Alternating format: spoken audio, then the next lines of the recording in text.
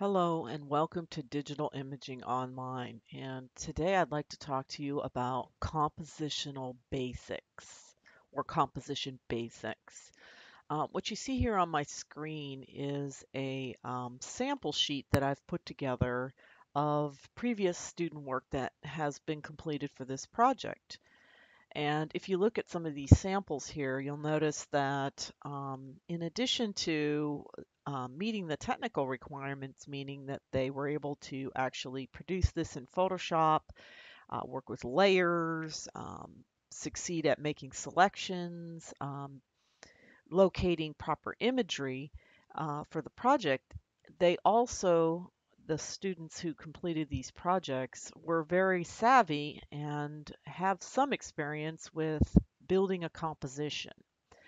And since compositional basics is something that we try to cover in many of our classes here at Northlake, um, you may have had this in previous classes. You may have worked with compositional terminology and the principles of design in, say, a two-dimensional class or 2D class, or you may have learned it in another class if you've taken basic graphic design, or maybe you haven't worked with anything related to design and compositional basics.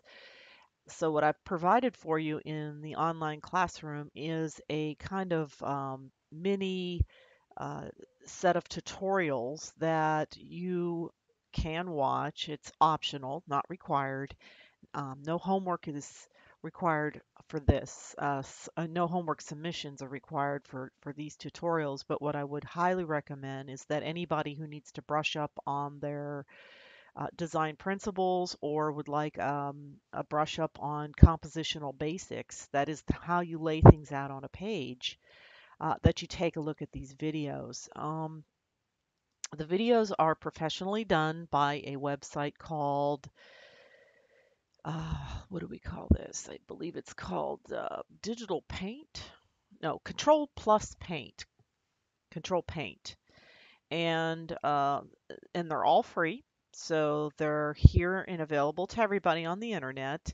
And I have found these to be very worthwhile for students to sit down and take an hour to two to watch all these videos to see what this person has to say about composition. He starts out with an introduction to what he's about to talk to you about, and then he goes into the individual areas involved in putting together an interesting composition. Now, what do I mean by that? If you take a look back here at these student samples, you'll see that many of them uh, consist of anywhere from 5 to 10 or maybe more images, but the placement of each individual image within the composition is done strategically. I mean, I'm sure that this little fish was placed here for a reason, that it was made to be this size for a reason, and the color was adjusted for different reasons. This maybe is white for a reason, and there's all decisions that are made here in terms of composition are made for specific reasons. Maybe the designer or artist wanted to emphasize a certain area of the composition, like for instance in this one here, bringing a figure to the foreground makes that figure stand out in the composition, makes your eye attracted to that particular figure first.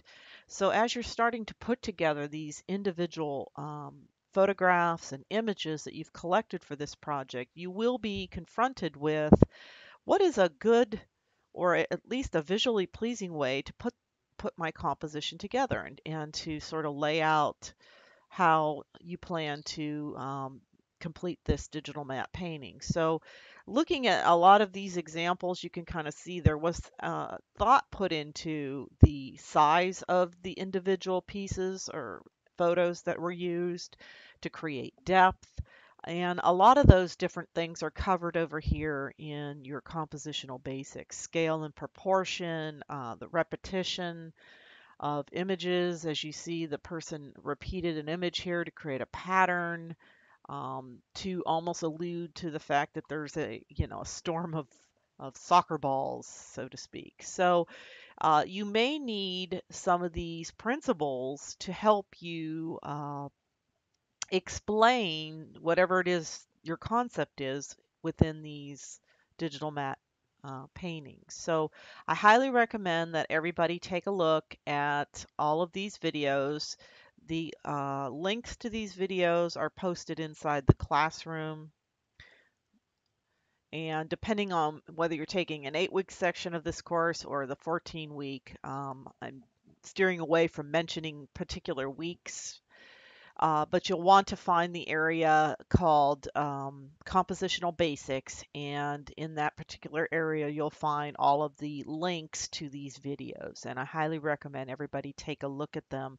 Also, I have placed this example here that I was showing you of the previous student work. I've posted that in the classroom as well, and you could take a look at that a little bit closer and sort of see what possibilities you have for this project. I think there's some really great work here. So take a look at those. And if you've already had a class on 2D design or design basics, then this could be a review for you. If you've never done anything with design, this will be a great experience for you to sort of understand how to sit down and start laying out your compositions. Okay, thank you, and good luck with your compositions.